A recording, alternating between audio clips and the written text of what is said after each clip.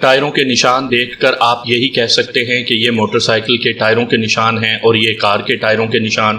آپ یہ نہیں کہہ سکتے کہ ٹائروں کے یہ نشان فلاں خاص موٹر سائیکل کے ہیں یا فلاں کار کے۔ عبدالرشید نے جن ٹائروں کے نشان دیکھے تھے ان میں ایک خاص بات تھی۔ ایک یہ کہ ایک ٹائر دوسرے کی نسبت زیادہ گھسا ہوا تھا اور اس میں شاید ایک جگہ ٹکڑا لگا ہوا تھا یا وہاں سے ٹائر پھٹا ہوا تھا۔ اس جگہ کا نشان زمین پر دیکھا گیا تھا۔ ایک چکر پورا کر کے یہ نشان زمین پر لگتا گیا اور اس سے خیال آیا کہ یہ ایک خاص موٹر سائیکل کے نشانات ہیں اور اس موٹر سائیکل والے کو پکڑا جا سکتا ہے۔ مجھے فوری طور پر ولسن کا خیال آ گیا۔ مقتولہ کی دوست لڑکیوں نے بتایا کہ ولسن موٹر سائیکل پر آتا اور مقتولہ کو پیچھے بٹھا کر لے جایا کرتا تھا۔ میرے ذہن میں جرم کا ارتکاب اس طرح بنا کہ ولسن نے مقتولہ کو کہیں اور قتل کیا، پھر لاش دوہری کر کے پوری بوری میں بند کی اور رات کسی وقت موٹر سائیکل کے پیچھے باندھ کر یہاں لایا اور یہاں پھینک کر چلا گیا۔ عبدالرشید کی باتوں سے معلوم ہوتا تھا کہ وہ سراغ رسانی میں خاص مہارت رکھتا ہے۔ میں نے اسے اپنا شک بتایا کہ یہ واردات ولسن نے کی ہے اور اس کے پاس موٹر سائیکل بھی ہے، لیکن عبدالرشید کہتا تھا کہ جہاں موٹر سائیکل سڑک پر چڑھا وہاں ایکسیڈنٹ ہو گیا اور شہادت یہ ملی کہ ایک موٹر سائیکل ایک فوجی گاڑی سے ٹکرا گیا تھا۔ سوال یہ تھا کہ یہ وہی موٹر سائیکل تھا جس پر لاش لائی گئی تھی یا یہ کوئی اور تھا۔ عبدالرشید کے ساتھ تبادلہ خیالات کر کے ہم اس بات پر پہنچے کہ ولسن کا موٹر سائیکل دیکھ لیا جائے۔ ٹائر کا نشان ایسا تھا جو موٹر سائیکل کی بڑی واضح نشاندہی کرتا تھا۔ عبدالرشید کے ساتھ کچھ اور باتیں ہوئیں اور اسے میں نے بصد شکریہ رخصت کر دیا۔ اگلی صبح میں نے انسپیکٹر کلارک کو یہ ساری بات بتائی اور کہا کہ عبدالرشید کا کیس میں ذکر نہ آئے۔ انسپیکٹر کلارک نے شنکر داس کو انگریزی زبان کی گالی دے کر کہا کہ وہ اسے سب انسپیکٹر نہیں رہنے دے گا۔ واردات کو کم و بیش 20 دن گزر گئے تھے۔ اب تو سوال ہی پیدا نہیں ہو سکتا تھا کہ ٹائروں کے نشان اس جگہ موجود ہوں گے۔ ہم نے ولسن کو حوالات سے نکالا اور اس سے پوچھا کہ اس کا موٹر سائیکل کہاں ہے۔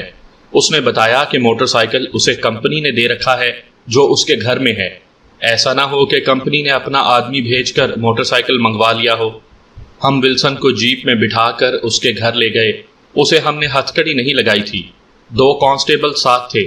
اس کے گھر جا کر 2 پڑوسیوں کو ساتھ لیا اور انہیں بتایا کہ ولسن کے گھر کی تلاشی لی جائے گی اور وہ اس کے گواہ ہوں گے۔ ولسن نے ہمیں اندر جا کر موٹر سائیکل دکھایا۔ میں نے اور انسپیکٹر کلارک نے سب سے پہلے موٹر سائیکل کے ٹائر دیکھے جو بالکل نئے تھے۔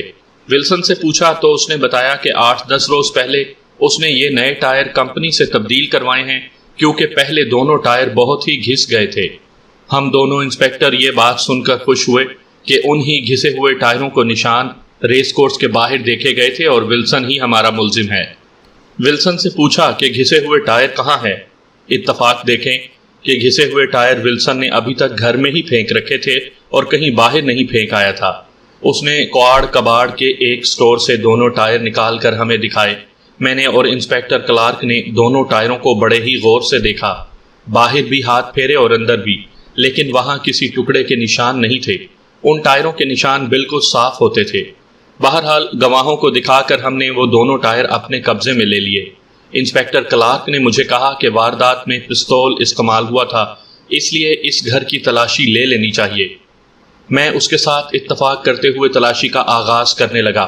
ولسن نے ہاتھ جوڑ کر مجھے کہا کہ وہ بے گناہ ہے اور اس کی اتنی بے عزتی نہ کی جائے۔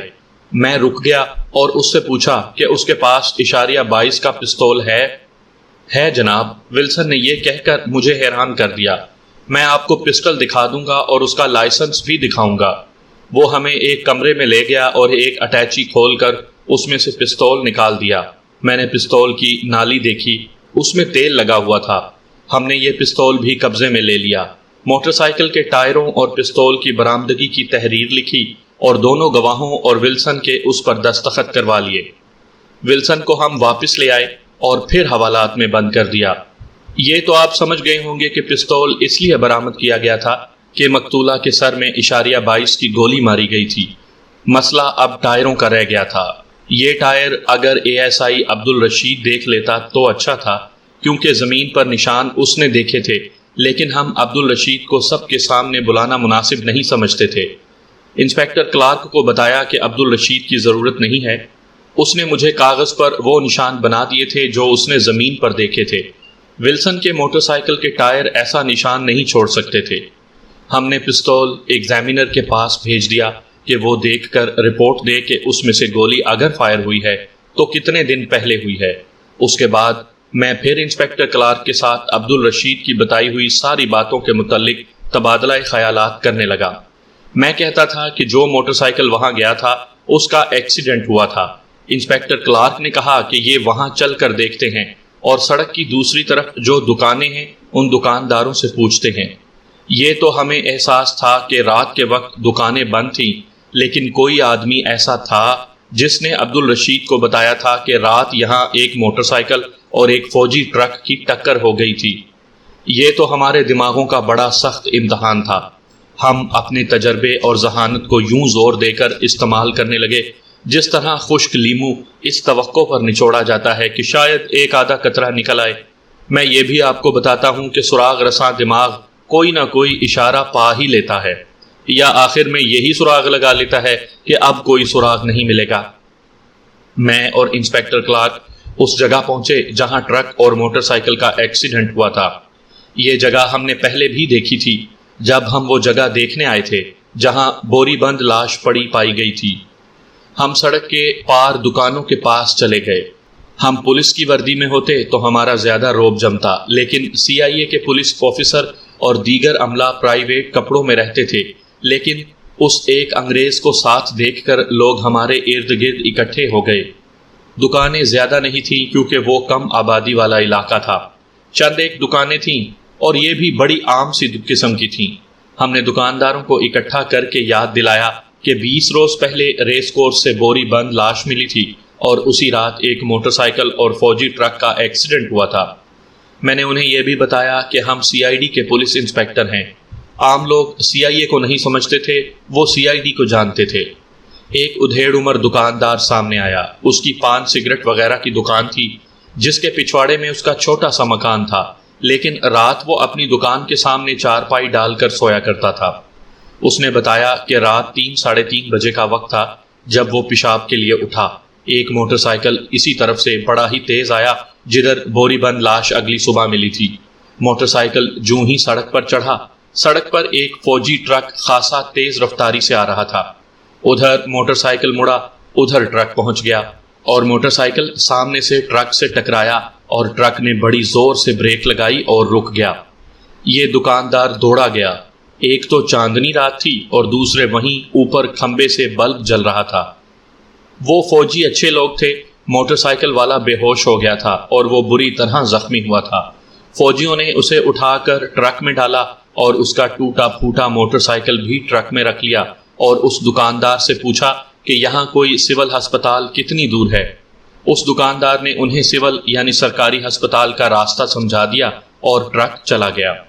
یہ فوجی واقعی اچھے لوگ تھے، ورنہ جنگ عظیم کے دوران فوجی گاڑیوں کے ڈرائیور سڑکوں پر بڑی بدتمیزیاں کرتے اور ٹریفک کو پریشان کرتے رہتے تھے۔ ہائی وے پر جاتی مسافر بسوں کو سائیڈیں مار مار کر سڑک سے اتار دیتے اور کہے لگاتے تھے۔ معلوم نہیں ان فوجیوں کو کس طرح اس شخص پر رحم آ گیا اور اسے ہسپتال لے گئے۔ اگر موٹر سائیکل والا شدید زخمی تھا اور بے ہوش تھا تو اسے ہسپتال والوں نے داخل کر لیا ہوگا اور اس صورت میں اس کا نام اور پتہ بھی لکھ لیا ہوگا۔ ہم ہسپتال جا کر MS سے ملے، اپنا تعارف کروایا اور اسے بتایا کہ 20-21 روز پہلے رات کے وقت ایک موٹر سائیکل سوار کو فوجی یہاں لائے تھے اور وہ شدید زخمی تھا، ہمیں اس کا ریکارڈ دیکھنا ہے۔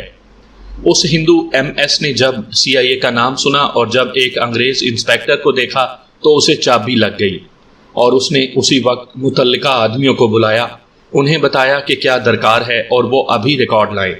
اس دور میں ویسے بھی سرکاری اہلکار اپنے کام میں کوتاہی نہیں کرتے تھے، لیکن یہ معاملہ پولیس کا تھا، اس لیے سب نے بڑی تیزی سے حرکت کی اور رجسٹر ہمارے سامنے آ گیا۔ ایمرجنسی کا بھی ایک ڈاکٹر آ گیا، اس سے بات ہوئی تو اس نے بتایا کہ اس رات ایمرجنسی میں اسی کی ڈیوٹی تھی اور اسے یاد ہے کہ فوجی ایک موٹر سائیکل سوار کو بے ہوشی اور شدید زخمی حالت میں لائے تھے۔ یہ بھی ذہن میں رکھیں کہ اس دور میں بیماریوں کی حالت آج والی نہیں تھی کہ مریض کو ایمرجنسی میں لے جاؤ تو اتنا رش ہوتا ہے کہ جگہ نہیں ملتی۔ اس دور میں یہ بات نہیں تھی، ایمرجنسی میں اور وارڈوں میں زیادہ تر بیڈ خالی ہوتے تھے۔ اس زمانے میں صحت کا معیار خاصا اچھا ہوتا تھا۔ مختصر بات یہ ہے کہ موٹر سائیکل والے زخمی کے گھر کا ایڈریس مل گیا اور یہ بھی پتہ چلا کہ اسے ڈسچارج ہوئے صرف 5 دن ہوئے ہیں۔ اس کی ایک ٹانگ کی ہڈی ٹوٹ گئی تھی اور ایک بازو کی کوہنی سے ذرا نیچے ہڈی فریکچر ہو گئی تھی۔ اس کی ٹانگ پر اور بازو پر بھی پلسٹر چڑھا دیے گئے اور گھر بھیج دیا گیا تھا۔ اسے 1 مہینے بعد ہسپتال آ کر پلسٹر اتروانا تھا۔ ڈائری میں اس زخمی کا نام راما سوامی لکھا ہوا ہے اور وہ دلی کا ہی رہنے والا تھا۔ پرانی دلی کے پاس ایک آبادی پہاڑ گنج تھی۔ راما سوامی اس آبادی میں رہتا تھا۔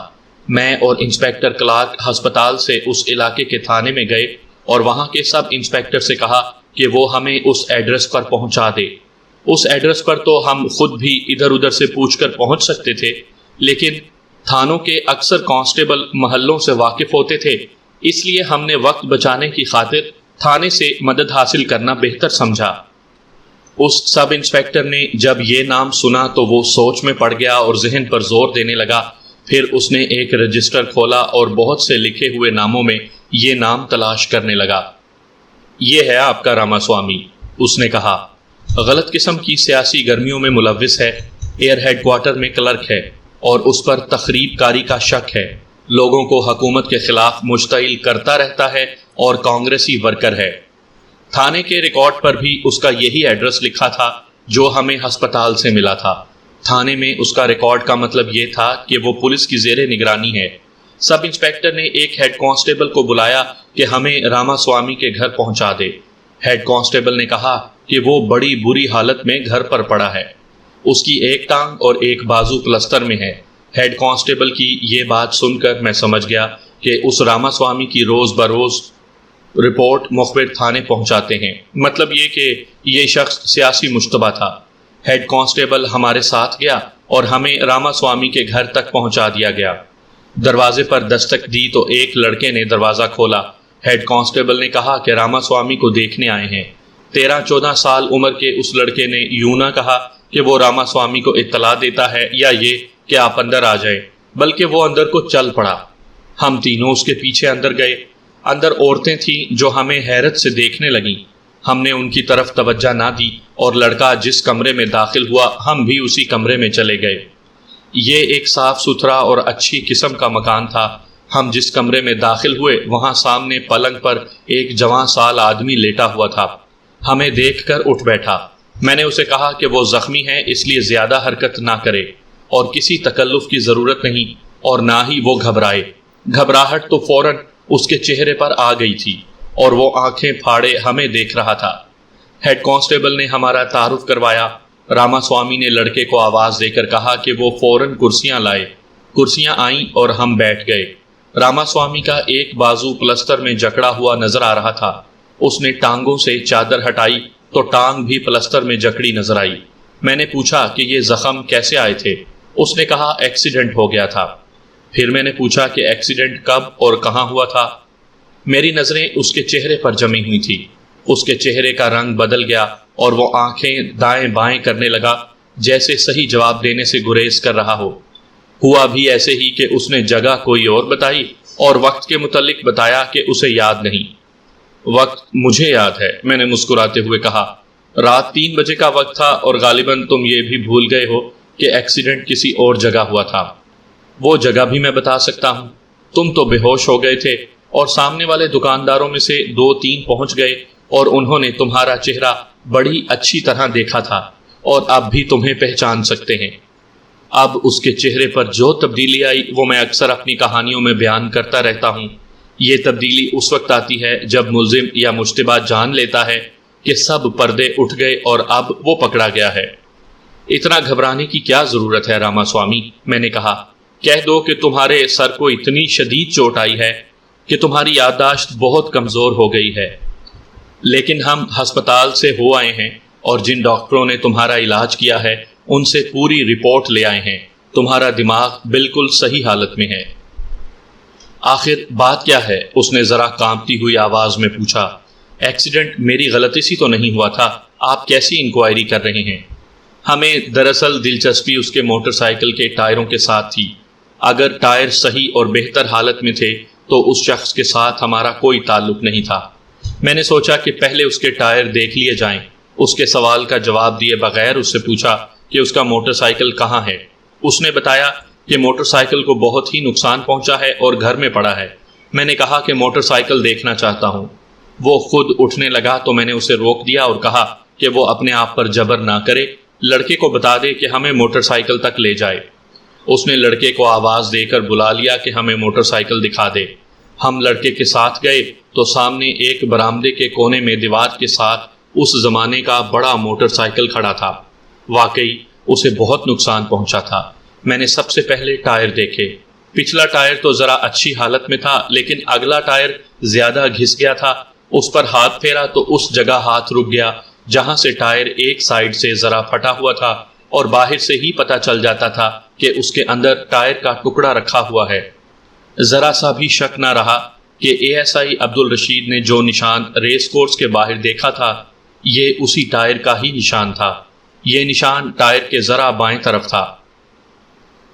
سامعین کرام، آپ سن رہے ہیں انسپیکٹر احمد یار خان کی تفتیشی کہانیوں کے سلسلے میں ایک کہانی، جب مارتھا روبینا بنی۔ مجھے امید ہے آپ کو میری یہ کاوش پسند آ رہی ہوگی، اور یہ اس سلسلے کی آخری کہانی ہے۔ آپ نے اگر ابھی تک میرا چینل مائی وائس سبسکرائب نہیں کیا تو ابھی میرے چینل کو سبسکرائب کر کے بیل نوٹیفیکیشن آن کر لیجئے تاکہ آنے والی ہر نئی کہانی کی اطلاع بر وقت آپ تک پہنچ سکے۔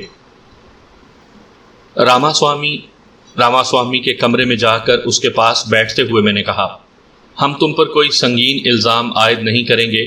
ہمارے 2-3 سوالوں کے جواب دے کر ہمیں مطمئن کر دو اور ہم تمہارا شکریہ ادا کر کے چلے جائیں گے۔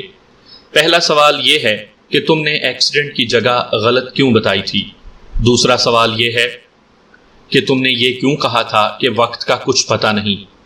تیسرا سوال یہ ہے کہ تم رات کے اس وقت ریس کورس کے اس طرف کیوں گئے تھے؟ تم ریس کورس کے جنگلے کے ساتھ ساتھ کچھ دور تک گئے اور وہاں سے موٹر سائیکل گھما کر واپس سڑک پر آئے اور ایکسیڈنٹ ہو گیا۔ ہمیں تسلی بخش جواب دے کر ہمیں رخصت کر دو۔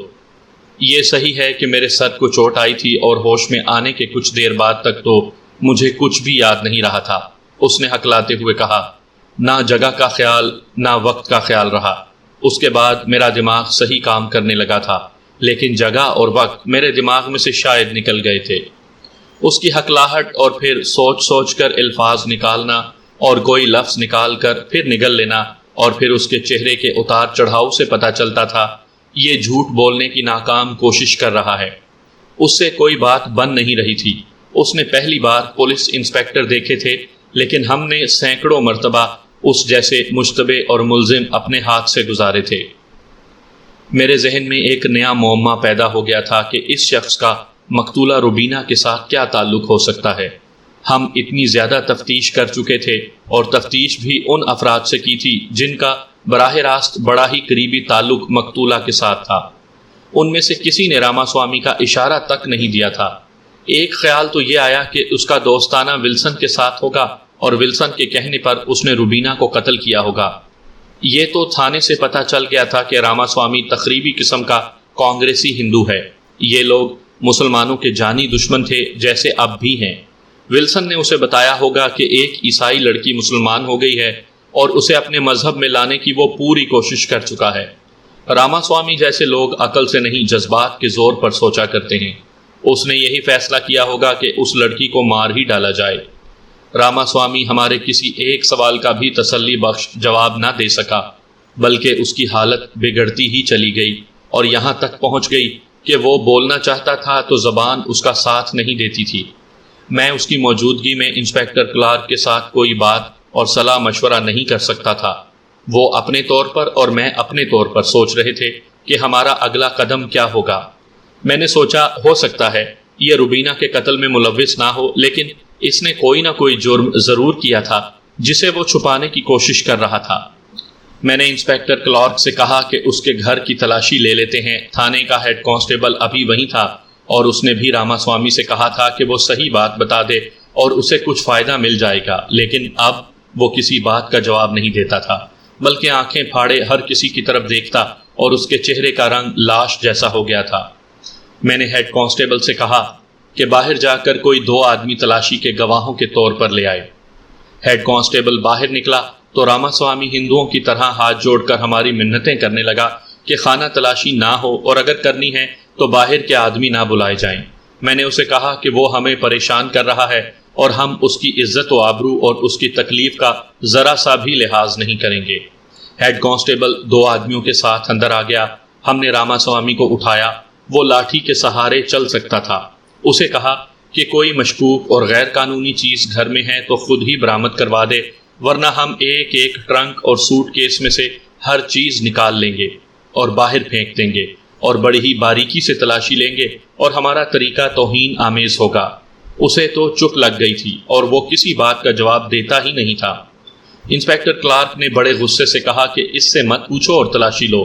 وہ خود بھی میرے ساتھ ہو گیا اور ہم دونوں نے تلاشی لینی شروع کر دی۔ ٹرنک، اٹیچی کیس وغیرہ کھول کر دیکھے، اور ایک لوہے کی الماری جو مقفل تھی وہ بھی کھلوائی۔ اس میں پمفلٹ اور کتابیں پڑی ہوئی تھیں۔ پمفلٹ دیکھے تو یہ 500-600 تھے۔ اس کا عنوان تھا بھارت ماتا آزاد کیسے ہو۔ میں نے اس کی ورق گردانی کر کے کسی صفحے پر 2-4 فقرے پڑھے تو وہ ایک اشتعال انگیز تحریر تھی جس میں لوگوں کو بھڑکایا گیا تھا کہ انگریزوں کو قتل کیے بغیر بھارت ماتا آزاد نہیں ہو سکتی۔ اسی الماری میں سے 1.22 پستول برآمد ہوا، اور ایک ریوالور 38 نکلا، اور 4 لمبے خنجر برآمد ہوئے۔ سائز اور ساخت کے لحاظ سے یہ خنجر بھی غیر قانونی تھے۔ میں نے گواہوں کے سامنے راما سوامی سے پوچھا کہ اس کے پاس اس پستول اور ریوالور کے لائسنس ہیں؟ اس نے نفی میں سر ہلا کر جواب دیا، نہیں۔ ایک سٹور سے 21 برچیاں برآمد ہوئیں جن کی انیاں بڑی ہی تیز کی ہوئی تھیں۔ 8-10 لاٹھیاں بھی ملیں جن کے نیچے سیسا بھرا ہوا تھا۔ ہم نے بڑی ہی باریکی سے اس گھر کی تلاشی لی۔ یہ تو بڑا ہی خطرناک گھر تھا۔ اتنے میں راما سوامی کا باپ آ گیا۔ پہلے وہ گھر نہیں تھا۔ اس نے گھر کی حالت دیکھی اور برآمد کیا ہوا اسلحہ، برچیاں اور لاٹھیاں دیکھی تو راما سوامی کو لان تان شروع کر دی۔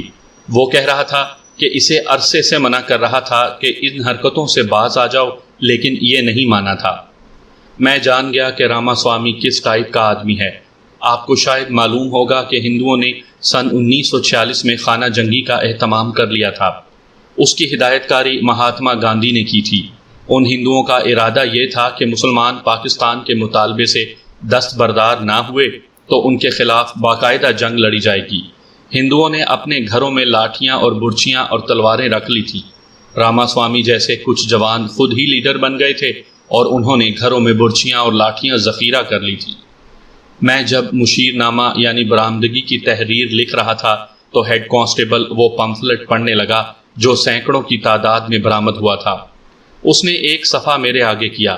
میں نے لکھنا چھوڑ کر وہ صفحہ دیکھا تو اس میں سبھاش چندر بوس کا نام تھا اور لوگوں کو تلقین کی گئی تھی کہ سبھاش چندر بوس کی پیروی کریں۔ اگر آپ حکایت باقاعدگی سے پڑھتے ہیں تو آپ نے مسافر اور منزل کے عنوان سے ایک فوجی کی آپ بیتی یا سچی کہانی کس وار سنی ہوگی یا پڑھی ہوگی۔ اس میں ہندوستانیوں کی ایک فوج انڈین نیشنل آرمی INA کے نام سے سبھاش چندر بوس نے بنائی تھی۔ انگریزوں کی انڈین آرمی کے فوجی کچھ تعداد میں بھگوڑے ہو کر اس فوج میں جا ملے تھے اور اس فوج کو جاپانی تیار کر رہے تھے۔ میں پوری تفصیلات میں نہیں جا رہا، تفصیل آپ مسافر اور منزل میں سن لیں ورنہ میری کہانی بہت طویل ہو جائے گی۔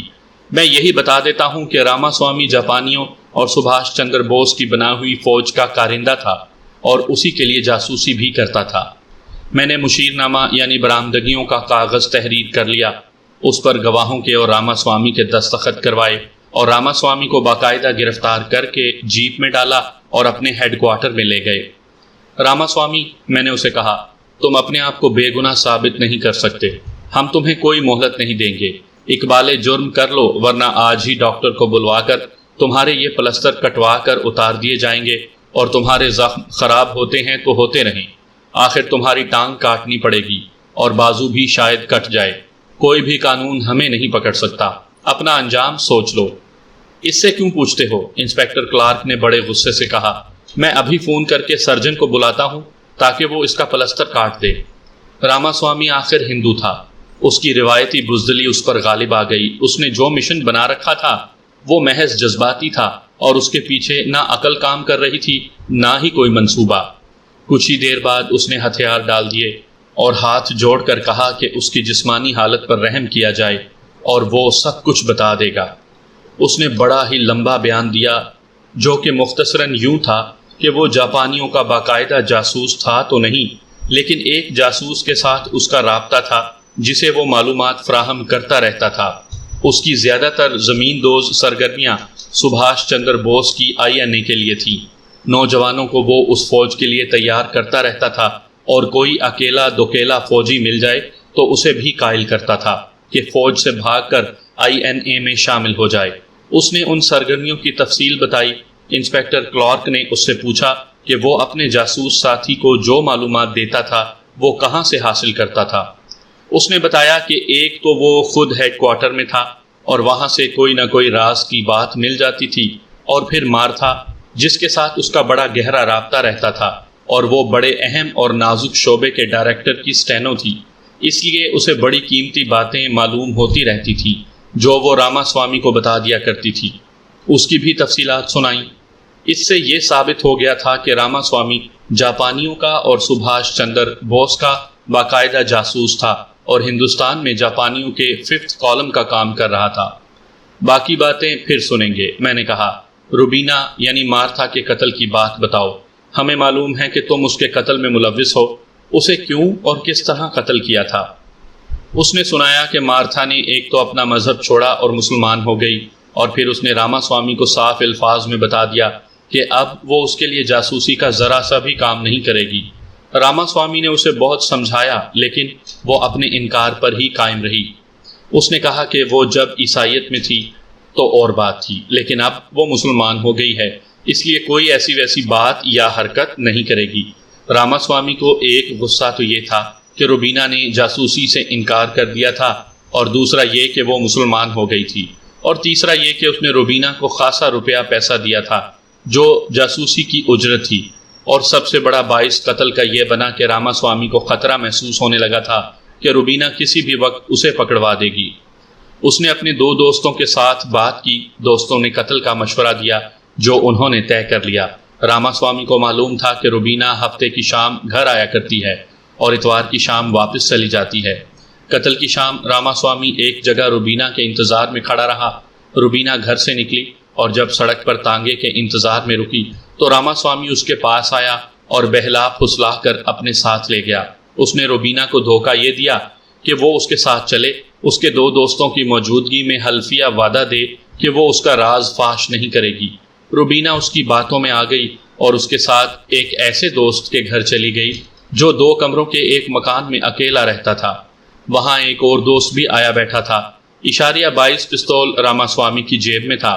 تینوں دوستوں نے آخری بار باری باری روبینہ کو قائل کرنے کی کوشش کی کہ وہ انہیں پہلے کی طرح انفارمیشن دیتی رہے، لیکن روبینہ نے صاف انکار کر دیا۔ راما سوامی اس کے پیچھے کھڑا تھا۔ اس نے پستول نکالا اور روبینہ کی ایک کن پٹی پر رکھ کر گولی چلا دی۔ تینوں دوست روبینہ کے سر پر کپڑے لپیٹ لپیٹ کر خون روکنے کی کوشش کرتے رہے، یہ اس لیے کہ گھر میں خون کے نشانات نہ رہیں۔ یہ تو انہوں نے طے کر لیا تھا کہ لاش بوری میں باندھ کر پھینکائیں گے۔ انہوں نے یہ بھی طے کر لیا تھا کہ لاش ریس کورس کے باہر فلاں جگہ پھینکی جائے گی۔ روبینہ تو جلدی مر گئی تھی لیکن خون کچھ دیر بہتا رہا۔ آخر انہوں نے لاش کو دوہرا کیا اور ایک بوری میں ڈال کر بوری کا منہ بند کر دیا۔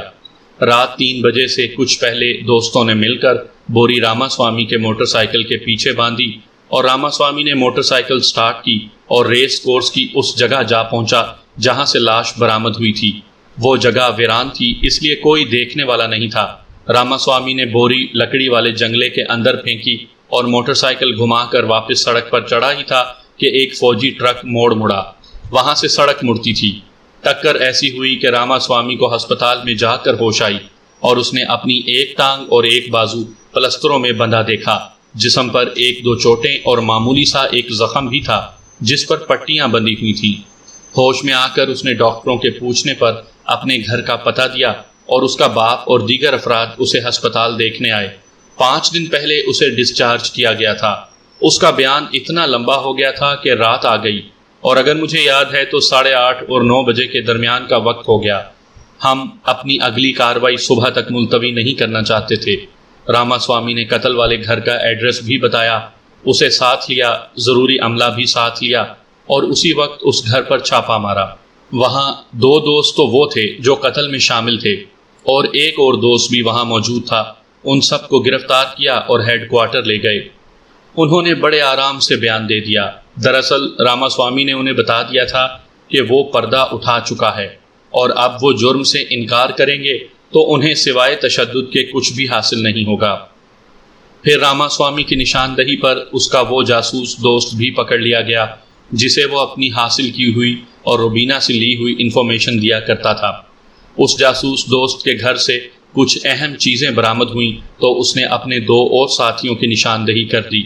جاسوسی کا معاملہ اور کیس ایک الگ چیز تھا۔ میں آپ کو روبینہ کے قتل کی کہانی سنا رہا ہوں۔ راما سوامی نے اپنا اقبالی بیان مجسٹریٹ سے قلم بند کروا دیا تھا اور اس کے 2 دوستوں نے جو اس قتل میں شامل تھے مجسٹریٹ کو بیان دے دیا۔ کیس جب سیشن کورٹ کے سپرد ہوا اور سماعت شروع ہوئی تو تینوں اپنے اقبالی بیان سے منحرف ہو گئے۔ اس سے کوئی فرق نہ پڑا کیونکہ ہم نے شہادت میں کوئی کسر اور خامی نہیں چھوڑی تھی، صرف اقبالی بیان پر ہی بھروسہ نہیں رکھا تھا۔ راما سوامی کو آخر سزائے موت سنائی گئی اور اس کے دونوں دوستوں کو عمر قید دی گئی۔ تینوں نے ہائی کورٹ میں اپیلیں دائر کی جو مسترد کر دی گئیں اور ایک روز راما سوامی کو پھانسی دے دی گئی۔ سب انسپیکٹر شنکر داس کے خلاف ہماری رپورٹ پر محکمانہ کارروائی ہوئی اور اسے سب انسپیکٹری کے عہدے سے گرا کر ASI بنا دیا گیا تھا اور ساتھ یہ بھی کہ وہ 3 سال تک سب انسپیکٹر نہیں بن سکتا۔